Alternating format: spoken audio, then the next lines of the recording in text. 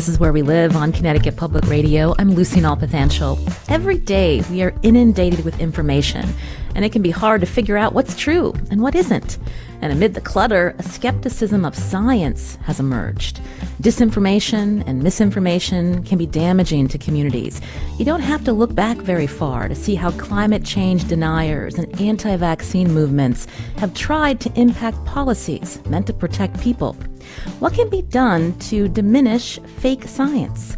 Coming up Where We Live, we talk about the role of science education, especially for students to understand how science works.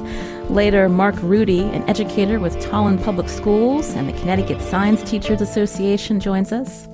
My first guest is a chemistry professor at Connecticut College in New London. Marc Zimmer has written several books. His latest is for high schoolers called Science and the Skeptic. The book gives readers basic skills to help them fight disinformation. Marc Zimmer joins us on Zoom. Marc, welcome back to the show. Thank you for the introduction, and thank you for having me here. I mentioned, Marc, that you're the author of several books. This particular one, Science and the Skeptic, was written for a younger audience. So tell us why this is so important, and when did you begin writing it?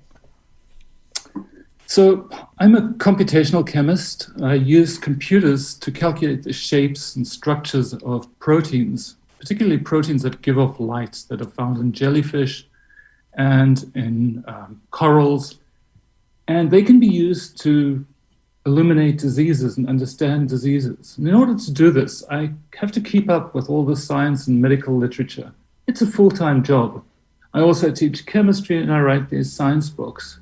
And yet, I find myself probably once or twice a month thinking, is this real? Is this fake? Is it just somebody's opinion? And so before COVID, a couple of years before COVID, I started thinking to myself, whoa, what about poor young adults who, haven't been studying science as much as I have, who aren't really fully matured science nerds yet? How can they distinguish between fact and fiction? And so I thought it would be really great to write a book that's aimed at the high school library market, that has maybe some rules that can help you distinguish fact from fiction when it comes to particularly scientific facts. Right. It's good to know the basis of why you wanted to write this for young people. But something that stood out to us is, this is the kind of information that the general public needs, especially after 2 years in a pandemic, Marc, how we've seen people wanting more information on a virus that was evolving. And there was a lot of pressure on scientists to communicate what was known about SARS-CoV-2. And so I'm wondering if you can talk a little bit about that. Yeah. So, the big problem with SARS-CoV-2 was it was a virus that we hadn't seen before. So it was completely new. So there was no information about it. And it was a pressing subject to talk about. And so newspapers and TV and social media all wanted to know what was going on. And the way science is done, scientists are naturally careful about making statements that they're not quite sure about. And so I think what happened a lot in the beginning of the COVID pandemic was especially TV news and talk show hosts would go to people who were willing to talk about COVID. And often that wasn't the epidemiologists and virologists. Instead, it was white men in business suits, manager types, economists who were running programs to try and model COVID. And so what happened was a lot of those predictions that started off early on turned out not to be true. And so that resulted in a bit of a loss in sort of status of science, I think, as people sort of realized, oh, wow, science doesn't always know exactly what's going on. So I think that's happened. Then with vaccines coming out really quick, faster than anybody had hoped for, that reinstated the view that, well, maybe science isn't so bad. And 3M, it's a company that makes the little yellow Post-it notes, every year they have a survey called the State of Science. And one of the things they found out was that 90% of the people they surveyed, and this is internationally, trust science, which is higher than it's ever been before. So one of the things that COVID has done is people have really got quite some trust in science itself. Trust in scientists is a little lower at 86%. And then very telling is trust in science that you read about in social media is down at 44%. So I think those numbers are really telling and sort of tell us a little bit about how we have to be careful of facts that come on social media where there's no editor who checks whether something's true, where typically misinformation or disinformation spreads a lot faster than factual information, just because we're all interested in things that are unique. Right. And so if we see something we haven't seen before, we're more likely to spread that on. Mm. Now we'll get into more of your tips on, again, figuring out what is fact from fiction.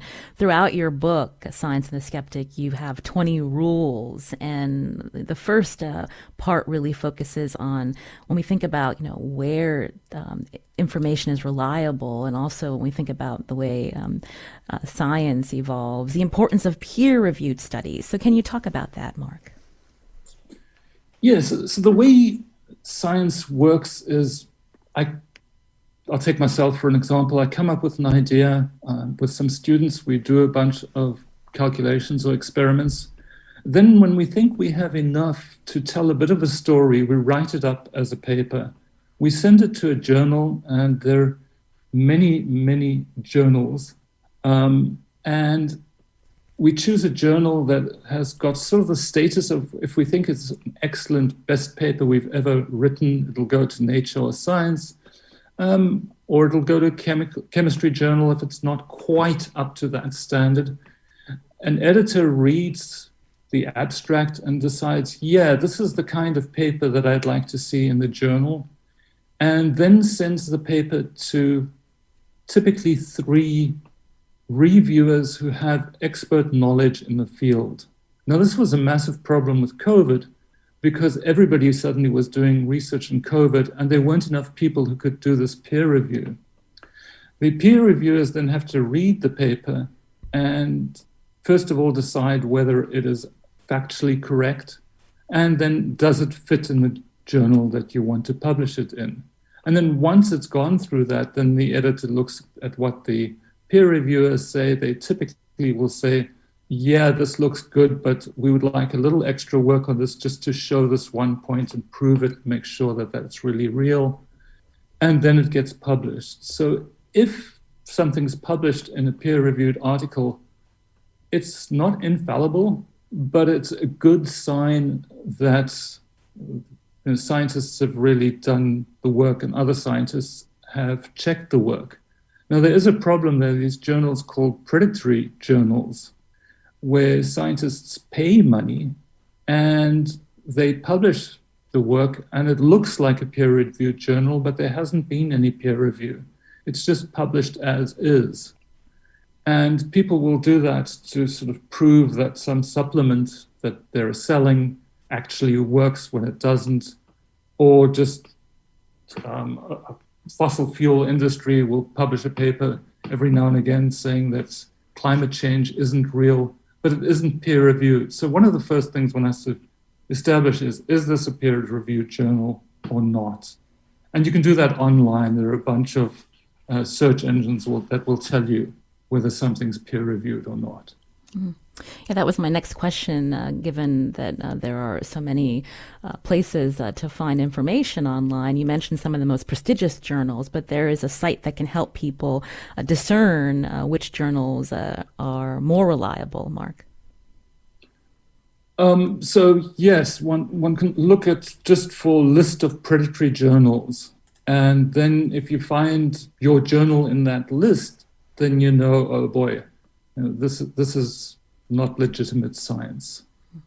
You're hearing Marc Zimmer here on Where We Live. He's a Connecticut College chemistry professor and author of Science and the Skeptic. It's a book that includes 20 rules for young people. It also relates to the general public how to distinguish fake science from the real deal. You can join our conversation. Find us on Facebook and Twitter at Where We Live. And so in recent years, we hear about misinformation and disinformation and how that spreads online, Marc. But you also go into the origins of fake science and how we can learn from what happened in years past and how it relates to today. Can you give us an example? You wrote about tobacco as an example. Yeah, so tobacco is really fascinating because it has a very old history. We don't realize this, but in 1761, a doctor named John Hill wrote a paper saying that chewing tobacco causes tumors in the mouth. And this was the first time that anybody had ever shown that a particular food or anything causes a cancer. So they showed a link between one and the other. But nothing really much happened. More and more people did research. More and more people showed that there was indeed a link.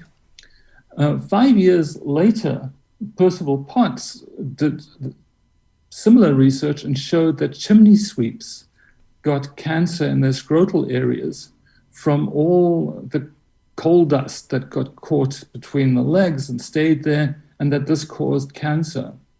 Well, it took less than 20 years before a whole bunch of chimney sweep acts were passed in Britain. And the whole chimney sweep industry was revolutionized and caused a dramatic drop in scrotal cancer. Whereas in tobacco, as we pretty much all know, in the 1950s, 1960s, there were still many, many people saying that tobacco doesn't cause cancer. In fact, the largest advertisement push ever done was one by the tobacco industry, basically trying to show that the science was inconclusive.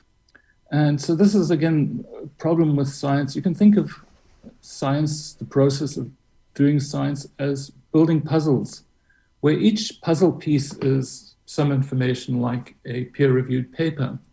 And as you put the puzzle together, you start knowing more and more about what's going on. Well, at the end, there are a couple of holes that you haven't filled yet. And that's sort of the stage that the tobacco causing cancer puzzle was like in the 60s and early 70s. But everybody sort of could see, oh yeah, there's no doubt, this is the big picture. And yet, the advertising agencies and the lobbyists were saying, it's not 100% proof, this puzzle isn't quite done, scientists don't quite know what's happening here. And one other thing that they did very, very cleverly was get this idea amongst the media that there always has to be a balanced representation. So if you have somebody on TV talking about tobacco causing cancer, then you also have to have somebody from the other side showing that tobacco doesn't cause cancer. Even though at the time, over 99% of all medical doctors said that tobacco caused cancer, there always had to be somebody else presenting this balance, what we now call false balance.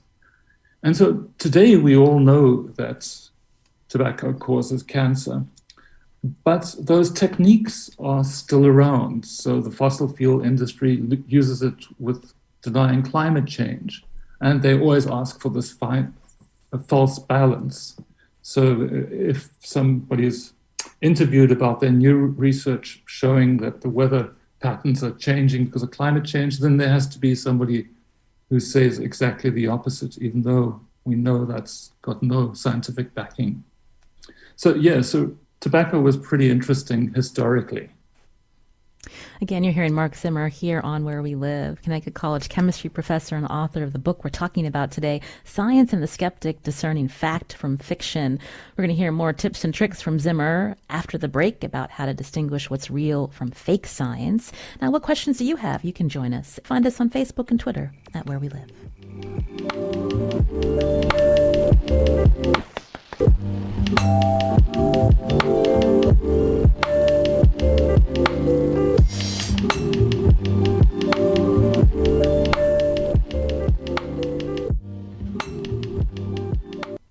listening to Where We Live on Connecticut Public Radio. I'm Lucy Nalpathanchel. Science helps us understand the natural world by interpreting results of experiments to build knowledge. Yet how much of the public understands how science works and the ways to distinguish real science from made-up science? That's the stuff that's so often shared on social media. In his book, Science and the Skeptic, Connecticut College chemistry professor Marc Zimmer gives tips to young people to help them understand how science works and the ways they can discern fact from fiction. These skills are needed now more than ever. As Zimmer writes, research has shown people are more likely to repeat or share fake science they see on social media than actual facts. And this tendency relates to the biases people have, whether responding to negative information, sensational news, or sharing information that reaffirms their beliefs, even if they aren't true. Marc Zimmer is with us on Zoom. Earlier we talked about the origins of fake science, and you had explained, Marc, that scientists had long reached consensus about the link between tobacco and cancer, but it was the vested interests that used even a little bit of uncertainty to cause, again, policies to not be passed that would curb the sale of tobacco and the real impacts on consumers.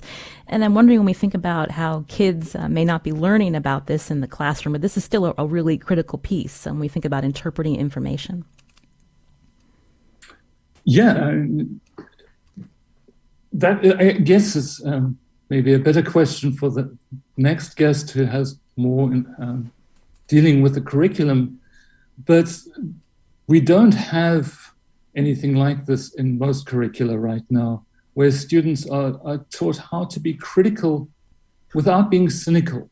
I think that's really important too, that they don't lose the wonder of science, but at the same time learn how to look at science, see if it's real, see if it's not real, see why somebody might be making up something. So you used both terms, misinformation and disinformation. So misinformation is information that was accidentally spread and that contains some mistakes in them. So this is where somebody just copies down something wrong or does something wrong, and then because people see it and it's different to everything else they've seen before, it gets spread pretty quickly. And then on the far side of that is disinformation, where somebody on purpose sets out something that's false, where they know it's false. This might be for political reasons or for economic reasons. I think maybe the most interesting to me case is in the anti-vaccine debate. So in 2016,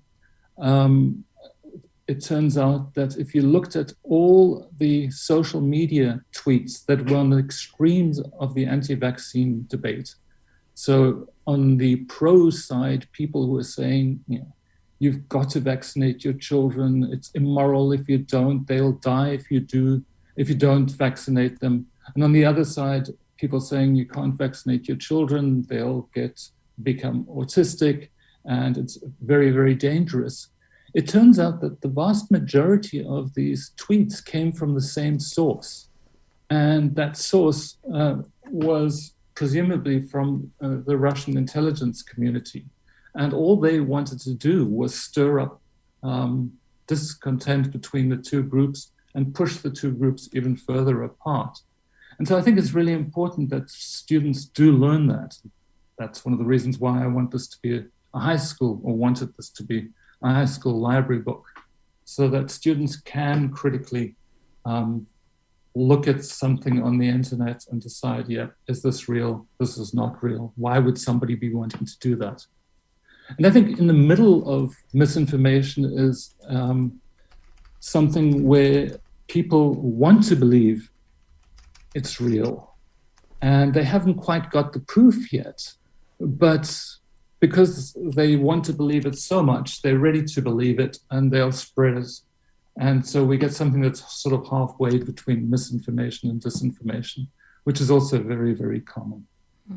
We know the pandemic is not over. And when we talk about COVID misinformation, how can readers of your book, especially young people, navigate, again, what misinformation and disinformation is? What's the starting point, Marc? Well, I think the starting point is always to find scientists whose expertise is in the area of the information. So, and see what they say. So obviously, I think even though the CDC hasn't got such a great reputation right now, the CDC is still a fairly reliable source to look at. Peer-reviewed papers obviously are very reliable as well. And then if you see somebody on TV, and you can see at the bottom it says sort of virologist so and so, and it seems to make sense. And a week later or 2 weeks later, it still makes sense. Then the next time you hear that person talk, then you can trust them a bit more. So it's also a long-term process where you sort of hone your skills to find out who's telling the truth. There's a really fascinating graph that is on the internet as well that shows all the different news outlets and how much of their news is fact and how much is opinion. So you can see, for example, that both CNN and Fox News don't do quite that well, that a lot of the material that they sort of present as fact is in fact only opinion that hasn't been verified. And so I think a very interesting possible solution for all of this is that artificial intelligence programs, so the very same programs that bundle people with similar ideas together in what we call echo chambers, that these artificial intelligence programs are quite capable of figuring out whether something is real or not. And so we could have a case where Twitter decides and Facebook decides, okay, we'll give each post a score between 0 and 10. And if it's a 10, you know it's fact, it's been established. If it's 0, you know it's fake. If it's 5, we're sort of in this nebulous zone. So when you read something, we could get to the stage in a couple of years where we actually have something that's telling us how true it is. But whether that it's possible, but whether Twitter and Facebook will do that is another question. You mentioned AI. When we think about AI moderation on social media, it's also been shown to have ingrained biases. Is that a concern, Marc? Oh, definitely. So if I do a search on my computer, that search will order the hits that I get with the knowledge of other searches I've done and even the knowledge of things that I follow on Twitter. So it'll go across different apps and it'll decide, okay, well, Marc has been interested in this sort of stuff. And this is the sort of stuff that he's interested in. So this is what we'll put on the top. And so I get whenever I look for something, I tend to get things that already agree with my opinions. And so I don't really see the opposing view. And if my opinions have to be wrong about something, then it just gets reinforced. So somebody who typically looks at things that are very conservative is likely to appear higher up in their searches, things that are saying that climate change is not real. Whereas if there's somebody who leans more liberal, they're more likely, if they're searching for something about genetically modified organisms, they're more likely to find out that genetically modified organisms are harmful, even though most of the science shows they aren't. So yeah, these search engines that we use do have ingrained biases that reflect what we're looking for. You mentioned climate change when we think about how the public's consensus around climate change has evolved in recent years. So how does that differ from this ongoing controversy around COVID? So in some ways, they don't differ, right? Because COVID and climate change both have been politicized. But in other ways, it's very different because COVID is very, very new, just first found in the end of 2019, whereas climate change, we've known that climate change has been around for a couple of 100 years. And we're pretty much sure about everything about climate change, just not how to stop it. But for COVID, there's a lot of uncertainty still. So that's one of the big difficulties. Some people say that climate change is a bit like this sort of fable where the frog is in a pot and the water is getting hotter and hotter. And as it gets hotter, the frog doesn't jump out, which, by the way, is fake. If you actually put a frog in hot water and you started increasing the temperature of the water, at some point that frog will jump out. It won't stay there until it's boiled. But that's what climate change is. It's very difficult. Something really traumatic has to happen before everybody decides, okay, with climate change, we have to now do something about the carbon dioxide and methane gases that we're emitting. With COVID, it's a little bit easier because by now most of us already know somebody who has got COVID. And with COVID, the way of stopping the COVID outbreaks is obviously wearing a mask, which is uncomfortable, but it's not life-changing. Whereas probably to prevent climate change and to stop climate change, we're going to have to change the way we live. There will be less flying, less driving cars, less eating meat. So that's going to be a lot harder. So there are similarities between the two and the differences between the two. One big similarity is for neither of them is it very easy as an individual to see how what you're doing is helping. Right, so when you put a mask on, you don't get sick. Well, if I didn't have the mask on, would I have got sick? You don't know. And the same with driving a big gas guzzling car or a small car. You can't see your own contribution. It would be so much easier if climate change gases, if carbon dioxide or methane were dark gases, so we could actually see them being emitted.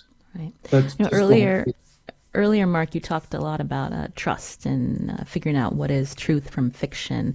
But when we get to the heart of the matter, there's this misperception from the public that science is going to be 100% certain. That's not how science works. Yeah, I think the public often thinks of science like math, like simple algebra, right? Where you've got 10 plus 5 is 15, and that's it. That's always the way it is. But in science, we start off knowing a little bit, then we do experiments to see if that's correct. Then we know a bit more, we do some more experiments, and as we do more and more, we get to know more and more. But very typically, even the experiments we do can't tell us, 100% certain what's happening. So in science, error bars, the amount of error associated with our findings are incredibly important. And so where there's 0 error bar between 10 plus 5 equals 15, in pretty much all the experiments we do, we're not exactly 100% sure. We're just mostly sure. And I think that's one of the reasons why you find scientists being much more careful about predicting what's going to happen and about what they know. Also, science is often, ultimately it all comes down, biology and medicine comes down to atoms and what atoms are doing. And these are, of course, not infinitely, but nearly infinitely small atoms coming together to make molecules that we can't see, and it's very, very difficult for us to measure them. So we're never 100% sure about what we're seeing. I've been talking with Marc Zimmer, Connecticut College chemistry professor and author of the new book, Science and the Skeptic. It includes 20 rules to distinguish fake science from the real deal. We actually have that on our website, ctpublic.org/where we live. Marc, a pleasure to hear from you. Thanks for writing this book. It's so important to have great science communicators to help the public understand science. Well, thanks so much for having me on the program and for listening to me. This is Where We Live on Connecticut Public. Coming up, we're going to learn how local science teachers and public schools educate students about science, including how to think critically about what they see and hear. First, it's Connecticut Public's fall membership campaign. Think about all the different topics and people you hear on Where We Live each day. We know you value this information because you're listening right now, but if you have yet to support Connecticut Public with a pledge, what are you waiting for? Here are two of my colleagues to tell you how.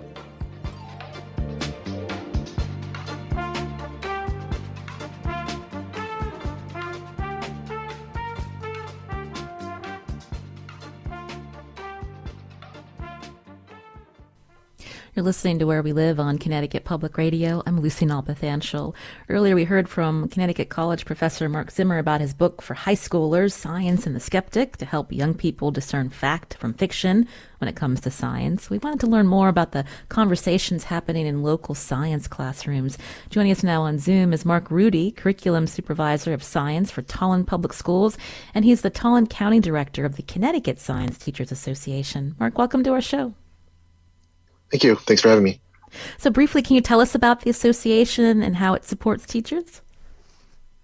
Sure. The Connecticut Science Teachers Association has been around for a long time, always endeavoring to provide teachers with information about new practices and the best way to educate students in the classroom. Our role has shifted pretty significantly with the new standards that have come because the approach to science has shifted. So now most of us remember being in the classroom, in the science classroom, and we had a lot to memorize and lots of things to know. And it's much more of a focus on skills and on that critical thinking piece that Dr. Zimmer is really talking about. And so now we focus more of our efforts on helping teachers to think through those kinds of shifts and how to operationalize that in the classroom. So we've even shifted our PD offerings to be much smaller and more focused, and really, again, focused on what teachers can do in their classroom so that they walk away with something that they can do and try. We heard there's a long history of pseudoscience that Marc Zimmer laid out, as well as in his book. And so as a science teacher, how do you treat these topics like COVID, like climate change in the classroom, to explain how science works and to get students to think about this critically? Yeah, this it's definitely not a new issue. Even under the prior Connecticut standards, the CAP standards, the concept of pseudoscience, the concept of thinking critically about what we hear in the media and from anybody that we talk to related to science has long been a focus of what we do. I was in the classroom for 13 years in Manchester, and that was one of the key goals for us. We talked about the nature of science. We talked about pseudoscience and being critical. I think he nailed the concept of being critical without being cynical. So getting kids to think about what they're hearing and not just accept, carte blanche, to ask questions and verify what they're hearing. I remember I used to use a particular example. We've always been bombarded on the news with studies and things, especially when it comes to health. And, this causes cancer today, but tomorrow drinking wine is good for your health. So there was one particular study that said, the headline was, chocolate causes cancer, which of course that's got to be one of the worst things in the world. I don't know how to live a life without eating chocolate. So I immediately started asking questions. But when you listen to the rest of that story, the study was done with rats, which is certainly comparable, but still not humans. And they were feeding those rats 2 pounds of chocolate a day. I don't know, as a human being, that I could eat 2 pounds of chocolate a day. So for a rat to do that, there's no doubt that there are going to be significantly terrible consequences to that. And so really thinking through the application of that study to real life and how it actually affects me was a key thing to really talk to students about. And so we have always focused on getting kids to hear what's being said, but then start asking questions and verify that before you go too far down the road of spreading that information. Yeah, Marc Zimmer brought that up in his book, where sometimes science is exaggerated depending on who is interpreting that particular study. Maybe they misinterpret the abstract, and then it's reported in a way that is not factual. So that could be problematic. But when you think about some of the tough questions that you may get from students in the classroom, can you give us some examples? How are teachers prepared to answer them, Marc? I think we always will default to just trying to stick to the facts. When kids are asking about COVID and when they're asking about climate change, I mean, again, there is, as he mentioned, a difference in terms of the information about climate change being around for much longer at this point, and there's much more consensus due to that fact. And COVID is something that's affecting us on a much more current and smaller scale, so to speak, although climate change is certainly going to be more dramatic in the long run, I think. But all of this, what we try to do is really just focus on providing students with information. My goal was always, and is always, to make sure kids have the information that they need in order to make intelligent decisions. And then beyond that, again, the major shift with the new next generation science standards and the approach that we take, it focuses now on skills, and those skills have expanded. Under the old standards, it was about the scientific method, which is great, but that's not the only way science is done. And there's much more of a focus now on engaging in argument from evidence, on obtaining and evaluating information that you receive, on asking questions. So we're trying to provide students the ability to think for themselves, quite frankly, and ideally, I want to teach myself out of a job so that they have the ability to take in the information.